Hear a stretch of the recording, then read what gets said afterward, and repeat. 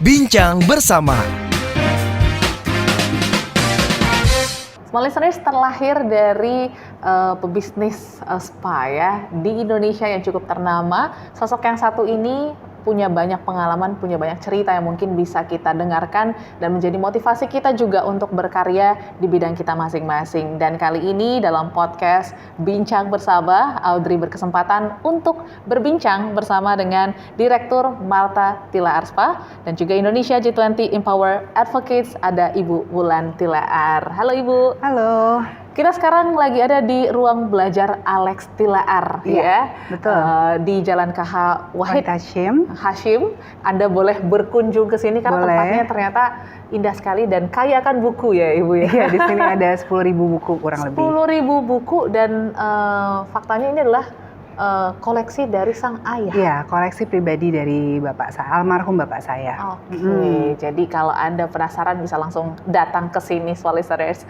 Dan pastinya kalau ngomongin tentang masa kecil ini pasti akan seru banget karena tumbuh besar menjadi anak sosok Alex Tilaar dan Ibu Martha Tilaar. Ya. Pasti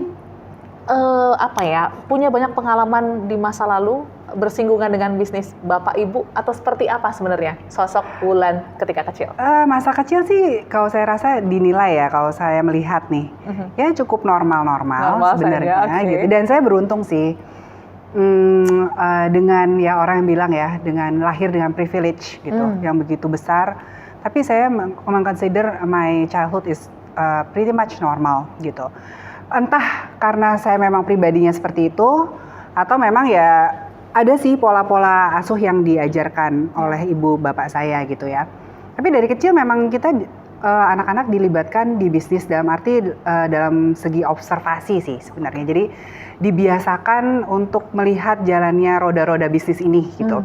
Dan dilibatkan juga sedini mungkin untuk terlibat mulai agak serius tuh. Jadi SMP tuh saya kerja di Pekan Raya Jakarta. PRJ, oke. PRJ banget.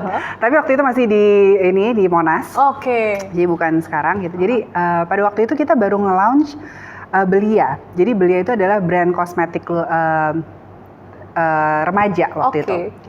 Jadi dan di situ saya tuh dilibatkan mulai DFGD tentang SKU apa yang mau dibuat, warna desainnya seperti apa gitu kan. Dan itu saya harus melibatkan teman-teman saya juga yang remaja waktu itu gitu. Dan pada waktu PRJ kita jadilah itu kalau sekarang kayak beauty consultant-nya gitu kan. Kalau kalau sekarang KOL-nya lah gitu. Untuk menjual produk tersebut. Dapat gaji juga, 15.000 per malam.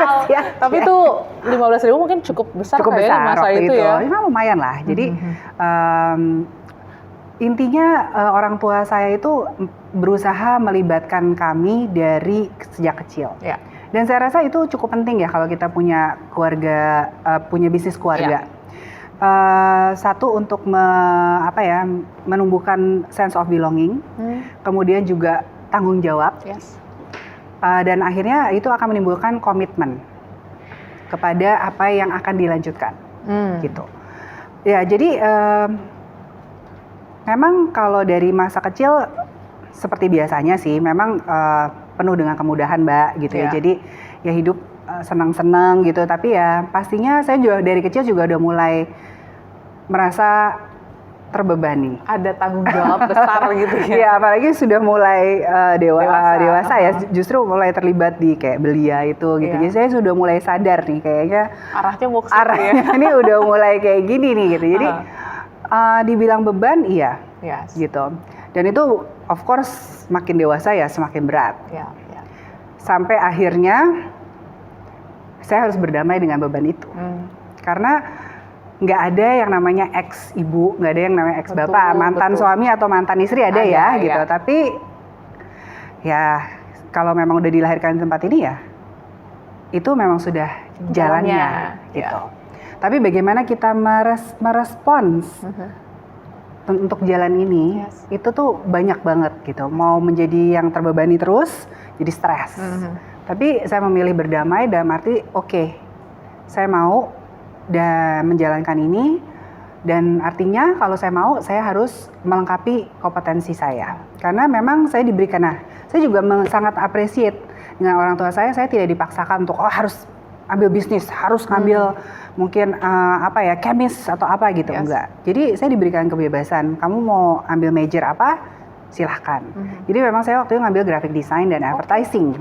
Gitu. Jadi sebenarnya nggak ada hubungan banget gitu ya sama bisnis in management atau finance kayak gitu-gitu. Jadi disitulah saya harus melengkapi kompetensi gitu. Jadi begitu kita berdamai, apa nih yang harus disiapin? Nah itu kita harus sadar diri untuk melengkapi gitu loh. Karena kita akan very frustrated kalau kita tuh merasa nggak kompeten. Betul. Gitu. Jadi ya ini masa kecil sampai udah akhirnya ini ya, nggak apa-apa ya, terus gitu ya. Jadi nggak gampang sih sebenarnya. Banyak hal yang membuat saya berproses untuk menjadi Wulan yang sekarang. Dan ternyata sampai akhirnya menurut saya tuh hidup itu nggak selalu sesuai dengan pesanan. Jadi ada beberapa hal yang terjadi beberapa tahun ini yang cukup besar mengubah hidup gitu. Benar-benar nggak sesuai dengan pesanan saya. Dan itu another shift in my life. Bagaimana hidup saya yang tadinya tuh lurus saja ya, benar-benar kalau di Jepang tuh ya kayak Shinkansen aja lurus gitu, lancar, nggak ada tiba-tiba tuh off rail gitu, derail gitu, dan saya harus membangun lagi dari awal gitu ya, harus menata kembali. Sebenarnya saya tuh mau apa sih dalam hidup gitu. Seringkali tuh saya suka ditanya. Waktu dari dulu ya pertanyaan gini, sebenarnya punya cita-cita nggak sih gitu ya? Karena kan kayaknya cita-cita saya udah pasti melanjutkan gitu kan, gitu kan kayak gitu. Sebenarnya saya punya cita-cita gitu kan. Cita-cita saya tuh sebenarnya juga nggak muluk-muluk. Saya cuma selalu bilang saya mau punya toko kecil. Toko kecil, ya, bukan kelontong atau apa warung gitu ya. Tetapi saat hidup saya itu tidak sesuai dengan pesanan, ternyata toko kecil inilah yang menyelamatkan. Maksudnya saya mempunyai tujuan hidup baru. Jadi message-nya adalah kalau hidup teman-teman nih nggak sesuai dengan pesanan, dimanapun di certain, saya udah 40 tahun ya, mau 20, 30, nggak tahu Tuhan memberikan waktu kapan. Kalau itu udah nggak sesuai pesanan, ya mungkin itu waktunya Tuhan memberikan apa yang kita butuhkan, apa yang kita maukan, apa yang kita mau sebenarnya gitu loh. Jadi toko kecil ini yang saya lagi build, gitu kan, yang saya lagi bangun bersama dengan melanjutkan tetap ya, maksudnya masih, tetapi saya diberikan kesempatan untuk membangun impian saya sendiri. Walaupun harus derail. Jadi bukan Shinkansen saya aja nih, sekarang udah berbatu-batu dan pokoknya udah benar-benar wow gitu lah, nggak pernah dibayangkan dalam hidup gitu. Jadi tetap semangat aja dan kuncinya adalah selalu berusaha dan berserah kepada Tuhan. Karena begitu kita berusaha, sebenarnya semuanya yang kita inginkan tuh sudah disediakan. Tapi ya kita harus mengusahakan itu gitu. Ya udah, kalau udah kita usaha, serahin aja. Mau gimana nantinya? Mau gimana lagi? Yang penting kita udah usaha. Ya kecuali kalau tidur doang ya nggak akan terjadi. Itu bukan usaha, itu bukan usaha. Mimpi ya Bu. Betul. Gitu. Menarik ya perjalanannya, dari kecil ternyata sudah cukup terlibat dalam bisnis ini dan bahkan sudah mendapatkan first job di umur 15, ya sekitar segitu dengan gaji Rp15.000 waktu itu. Cuman memang setelah melihat mungkin ibu dan bapak terlibat juga dalam bisnis ini, apakah akhirnya mata seorang Wulan Tilaar juga sudah mengarah kepada dunia kecantikan saat itu? Atau gimana sih seorang Wulan melihat kecantikan di momen tersebut? Ya mau nggak mau ya, karena itu kan kita bisa karena biasa, gitu. Jadi ya beruntung sih saya di usaha kecantikan ya. Kalau saya di tempat penebangan kayu mungkin beda ya. Kalau pertambangan ya pasti ke sana juga kan. Tapi kecantikan itu sesuatu yang menyenangkan gitu kalau menurut saya. Jadi dari kecil ya beruntung untuk mendapatkan pengalaman ini. Yang saya jujur gini, jadi sebenarnya Martha Tilaar tuh punya suatu filosofi yang sangat bagus, yaitu Rupa Sampat Wahya Biantara. Itu dari kearifan lokal, the balance of inner and outer beauty gitu. Nah kalau boleh jujur nih Mbak, dunia kecantikan saat ini semuanya pasti mengedepankan kecantikan fisik. Kita nggak bisa bohong. Betul. Ya kan? Nggak ada sih ya, maksudnya sebuah brand yang mendedikasikan untuk Bagaimana sih mengasah your inner beauty? Gak ada. Jarang banget. Gak ada gitu. Dan itu terus terang aja kita juga belum melakukan itu secara maksimal. Walaupun kita sudah menggaungkan itu puluhan tahun ya. Gitu. Jadi so for me kecantikan itu ya harusnya ya dua sisi itu. Sering nggak sih? Ya nggak tahu ya, karena saya sudah biasa ketemu orang cantik gitu ya. Tapi cantik banget, tapi begitu dia ngomong kayaknya zong gitu ya. Kayak langsung ilfil gitu, bergelimpangan ke bawah gitu kan. Itu banyak banget gitu. Tapi ada orang yang biasa, tapi she also always smiling and she's smart. Terus dia bisa diajak bicara apapun gitu. Dan dia akan menarik. Walaupun mungkin mukanya biasa aja gitu. Tapi kalau bagian itu justru gampang, bisa belajar make up, bisa padu padan fashion atau live, apapun itu bisa dilakukan. Justru yang di dalamnya itu yang susah, gitu.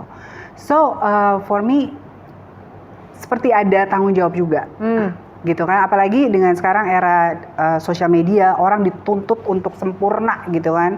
Yang nggak boleh ada cacat, harus semuanya sama, cantik, langsing putih. Terus kemudian rambut panjang gitu ya, ya gitu kan. Jadi kayaknya harus begitu gitu. Padahal banyak banget perempuan-perempuan yang punya potensi dari dalam, dari dirinya sendiri. Ya mungkin nggak harus ditunjukkan dengan kecantikan fisik gitu loh.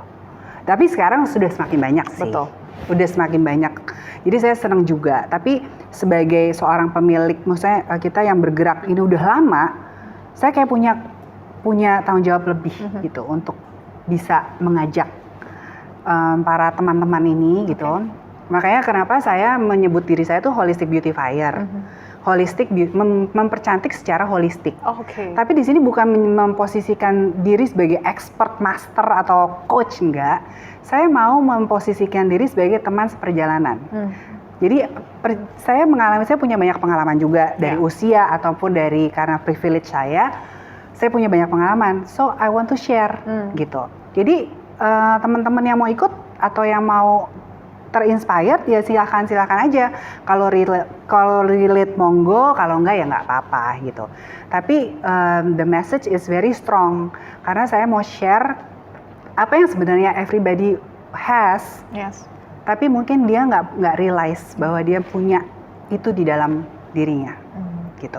Orang sibuk mencari keluar. Padahal di dalam kaya banget ya. Ya, dia harus nyari ke dalam, bukan keluar. Kalau keluar tuh nggak akan nyampe, kurang aja terus. Tapi kalau kita ke dalam, kita semakin pintar, semakin knowledgeable, semakin sadar gitu kan, semakin compassionate misalnya. Itu akan sendirinya shining from within. Gitu. Nah itu tadi ya, kecantikan dari dalam itu masuk lagi tentang attitude, tentang kecerdasan, dan lain sebagainya. Dan mungkin kalau aku boleh tarik benang merahnya, itukah alasan Bu Wulan gitu ya mendirikan Yayasan Amalan Bakti Ekata dan juga mungkin Rumah Belajar Alexia Ar untuk membangun tadi ya misi tersembunyi tadi untuk mengedukasi orang tuh kayaknya inner beauty tuh is something important. Iya, karena semua ini kita dapat dari atas. Ya kan, kita ini sebenarnya kan setiap orang tuh kalau dia sadar adalah saluran berkat. Kalau kita keep sarungan kita tutup nih keran kita, ya udah segini aja. Tapi kalau kita buka keran kita, terus dia akan mengalir dari atas ke bawah, kita bagikan. Nah itu sebenarnya saya banyak belajar dari bapak saya. Bapak saya tuh orangnya simple banget, guru. Ya kalau guru segi ekonominya juga ya kita tahu ya, maksudnya nggak yang bagaimana gitu. Tapi intinya dia tuh selalu membagi apa yang dia punya, yaitu knowledge. Dan dia juga punya buku. Jadi kenapa saya buka ruang belajar ini? Karena dia selalu bilang gini loh sama murid-muridnya, mahasiswanya. Kalau kamu punya buku untuk disertasi, perlu buku untuk bikin disertasi kamu, pakailah buku-buku saya. Datanglah ke rumah saya, kamu naik ke atas, kamu pakai buku saya, gitu. Jadi buku itu kan kadang mahal ya, bukan kadang ya, memang mahal, apalagi yang dari luar negeri gitu. Nah itu dipakailah gitu untuk para mahasiswanya. Nah itu sebenarnya yang saya mau teruskan juga. Setiap orang yang perlu buku-buku ini, ya pakai aja. Tapi di sini ya nggak boleh dibawa pulang tentunya, karena nanti bisa dipakai orang lain lagi. So kenapa sih saya mau gitu susah-susah bikin yayasan? Yayasan Amalan Bakti ini gitu. Amalan tuh sebenarnya Alex Martawulan. Bakti itu bakti seorang anak kepada orang tuanya. Ekata tuh yang menyatukan. Jadi semoga yayasan itu bisa memberikan manfaat sebanyak-banyaknya, menyatukan kita untuk memberikan manfaat gitu. Itu impianku ya. Jadi dari yayasan itu. Nah, kenapa saya mau? Karena saya belajar bahwa saya kan udah lihat ya ibu saya tuh bisnis udah lama gitu kan. Memang kalau punya uang tuh enak gitu ya. Materi enak. Kita perlu uang. Bukannya saya nggak bilang kita nggak butuh uang. Tapi saya capek ya sama profit and loss gitu. Ya udah gitu kayak nggak capek gitu, nggak dapat bonus gitu. Udah kayak capek. Tapi kalau kita dan shifting to the yayasan, kayak kemarin kita baru merayakan 10 tahun rumah Marta Tilaar yang ada di Gombong. Ke desa yang saya nggak pernah kunjungi, nggak punya hubungan emosional sama sekali. 10 tahun lalu, saya nggak ada orang yang saya kenal. Tetapi 10 tahun kemudian, saya punya full of people in one room sebagai sahabat rumah Marta Tilaar. Itu PNL yang menurut saya luar biasa gitu. Kayak itu nggak bisa dinilai sih Mbak sama uang. Betapa dengan membuka rumah aja, membuka ruang aja, orang tuh bisa berjejaring, bisa belajar, bisa network, apapun lah, mulai dari craft, UMKM, belajar tentang jamu, mengolah sampah, apapun gitu ya. Terus dari rumah itu yang kosong dulunya, sekarang narasinya berubah. Dalam 10 tahun, rumah itu dengan menjadi rumah yang menjadi bagian dari masyarakat. Oh, saya tuh foto yearbook di situ, saya tunangan di situ, saya menikah di situ, gitu kan.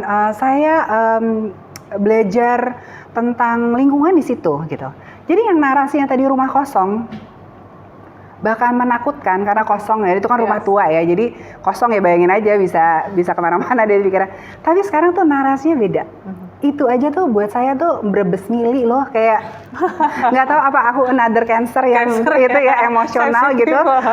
Tapi itu kayak itu beyond any PNL yang kalau saya lagi ambisius gitu ya, setiap kali ngejar target gitu. Tapi itu kayak membuat ada contentment sendiri gitu. Jadi I think ya manusia tuh perlu balance. Ya kan, nggak bisa gasken terus gitu ya, materi.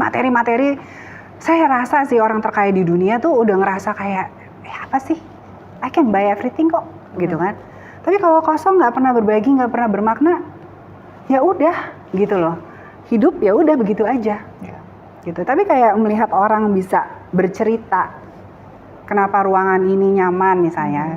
Saya misalnya di sini, saya senang ke ruang belajar karena nyaman. Kayak gitu aja buat saya tuh kayak, berarti kita harus meningkatkan tingkat kenyamanan lagi gitu. Tapi ya kayak gitu aja saya tuh happy gitu loh.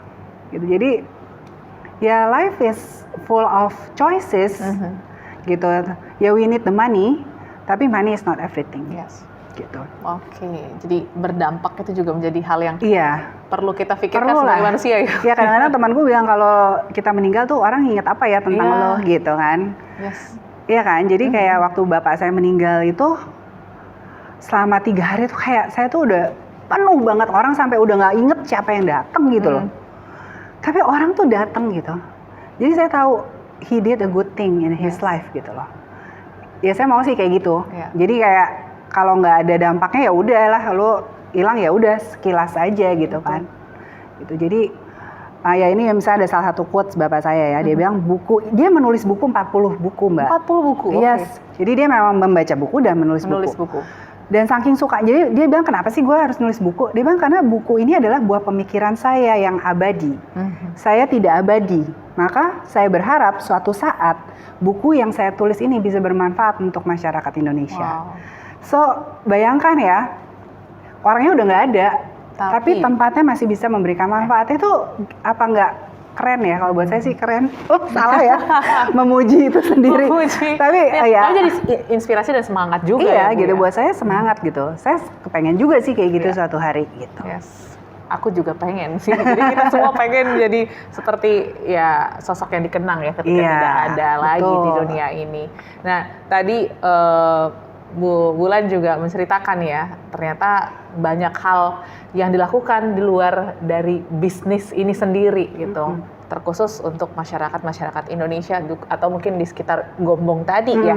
Cuman kalau secara personal, mungkin di luar bisnis ataupun wellness dan lain-lain, ada hobi tersendiri nggak yang mengisi ataupun bikin Ibu fulfill deh untuk kembali refresh dari penatnya aktivitas sehari-hari? Oh gitu ya.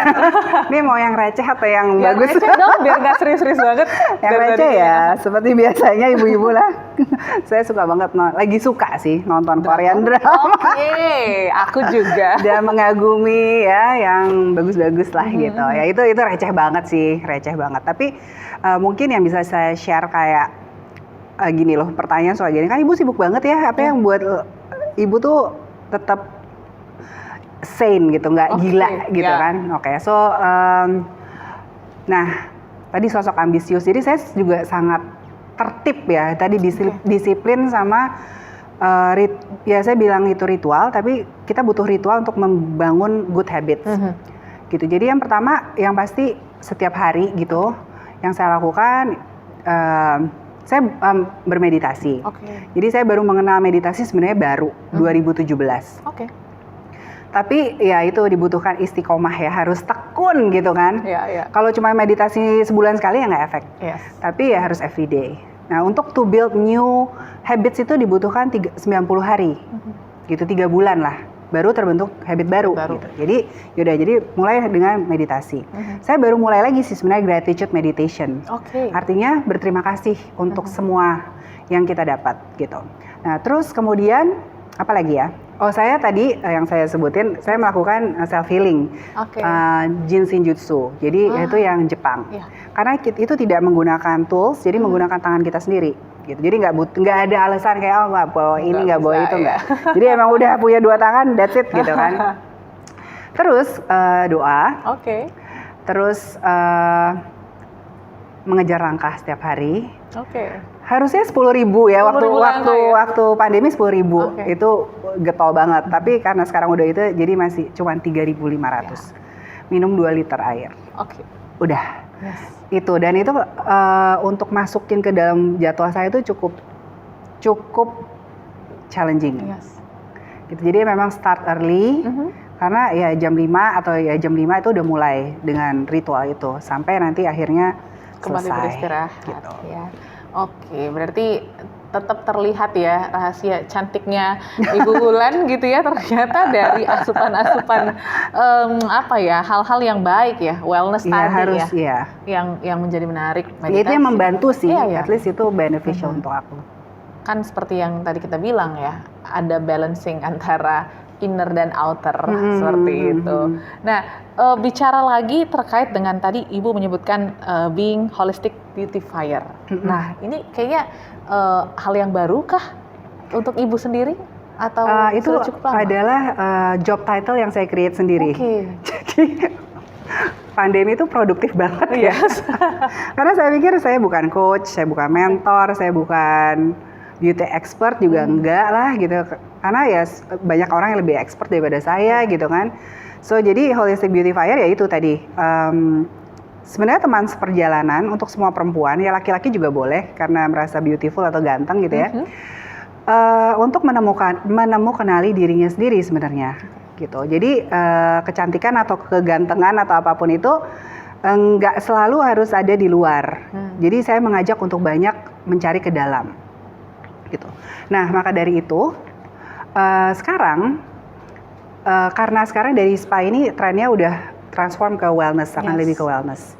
Jadi saya membuka kita udah mulai transform dengan membuka beberapa kelas kayak untuk mental health gitu kan, terus self acceptance kayak gitu-gitu yang memang relate dengan gaya hidup sekarang gitu. So itu mungkin ada sesuatu yang baru ya dari perkembangan services yang kita punya. Nah sebenarnya ini juga memotivasi saya juga sih. Saya akan membuat podcast gitu, podcast yang berisinya juga journey that shapes us. Yaitu akan mengundang orang-orang juga atau yang menurut saya bisa mewakili, memberikan inspirasi untuk banyak perempuan di Indonesia untuk semakin aware dengan apa yang dia miliki, potensi-potensi, dan dia bisa mengembangkannya secara maksimal gitu. Yes, dan pastinya itu sudah Ibu lakukan terlebih dahulu, merasakan efeknya barulah Baru ya. Nah, buat saya tuh penting kayak gitu. Iya. Karena harus kita coba dulu, baru kita sharingkan gitu. Ya. Dan pastinya masih banyak hal-hal lain yang mungkin secara pengalaman sudah berpuluh-puluh tahun juga dalam industri ini. Banyak hal-hal yang ditemui juga, mungkin tidak hanya dari pengalaman berkarir, tapi juga dalam networking dan lain sebagainya. Betul. Apalagi sih sebenarnya harapan atau cita-cita seorang Wulan Tilaar? Banyak kan, tadi toko kecil saya toko kecil saya belum sempurna. Ini baru masih dalam proses juga gitu. Tapi yang pasti tadi juga menjawab tanggung jawab saya untuk lebih yang mengasah innernya tadi, supaya tadi menemukan keseimbangan dalam memaknai kecantikan gitu. Semakin kesini akan semakin instan, semakin agresif gitu kan. Dalam apapun ya, orang-orang treatment juga pasti sekarang udah berani banget ya, semua cara ditempuh gitu kan. Tapi apakah itu benar atau salah itu juga pilihan, tapi selalu akan memberikan sisi sebaliknya gitu. Dan itu perlu juga kan orang yang memberikan sisi sebaliknya. Karena yang di sebelah sini banyak banget yang udah meng-create awareness untuk instan dan cepat gitu. Gitu. Jadi lebih anti mainstream mungkin. Jadi mimpi saya masih ada toko kecil, tapi nanti mungkin nanti diundang lagi. Boleh banget, setelah Ibu. toko saya sudah terwujud gitu. Dan cita-cita yang tadi lebih banyak memberikan inspirasi melalui podcast. Ada juga buku yang sedang dipersiapkan. Wow. Gitu. Nanti kita bisa bedah buku juga, Ibu Wulan Tilaar. Nanti kita kontak deh. Dan mungkin boleh sampaikan pesan, karena aku melihat sosok perempuan luar biasa ya, dari sosok Ibu Martha Tilaar dan akhirnya menurunkan bibit-bibit unggul lah ke Ibu Wulan Tilaar, sehingga akhirnya bisa memperluas bisnis yang kalau aku rasa kayaknya seluruh orang tua Audrey ataupun kita semua gitu ya, juga kenal dengan brand yang satu ini, begitu juga dengan inspirasi dari sosok ayah tadi. Apa yang mungkin bisa menjadi pesan untuk para perempuan di luar sana? Wah, ini berat ya. Ditutup dengan berat. Pesannya ya, untuk perempuan nih Mbak Audrey. Spesifik untuk perempuan. Jangan pernah meragukan atau underestimate yourself as a woman. Karena sejogjanya kita ini adalah perempuan yang multi talenta dan multi function ya. Maksudnya kalau kita sadari loh. Kalau kita hanya menyadari bahwa kita gue tuh cuma perempuan gitu. Nah itu udah salah banget. Saya bisa mengatakan itu salah. Karena sebenarnya banyak banget kebisaan kita. Kita tuh punya kebisaan untuk membagi waktu, membagi fungsi kita dalam satu waktu dengan baik, gitu. Tetapi ya itu harus kita sadari bahwa kita mampu. Kita juga mau terus belajar karena hidup ini adalah pembelajaran. Belajar tuh dari siapapun, kapanpun. Jadi jangan pernah malu untuk belajar dari orang yang mungkin kita anggap lebih rendah atau mungkin lebih muda, gitu ya. Mau mendengarkan masukan, mengembangkan diri, dan selalu bersyukur atas semua yang kita terima. Apapun itu, hal yang tidak enak adalah pembelajaran. Orang yang menyebalkan itu adalah guru yang paling keren dan paling hebat. Karena dari mereka lah kita menjadi orang lebih kuat dan lebih bijaksana. So, keep on learning and keep on sharing, menjadi banyak manfaat bagi banyak orang. Luar biasa sharing kita pada episode kali ini, Small Listeners. Semoga bisa menginspirasi kita, nggak hanya para perempuan, tapi juga para pria-pria di luar sana juga harus bisa terus mengenali diri ya, dan memahami potensi diri. Yang pasti semoga insight pada kesempatan kali ini bisa menjadi bahan bakar kita untuk terus berkarya di segala lini dan juga bidang yang kita tekuni. Terima kasih Ibu Wulan. Sukses selalu, kita tunggu launching toko kecilnya dan bukunya. Nanti kita akan undang kembali, dan pastinya Small Listeners, terima kasih banyak sudah menyimak podcast Bincang Bersama. Kita ketemu lain waktu. Sampai jumpa. Bincang Bersama.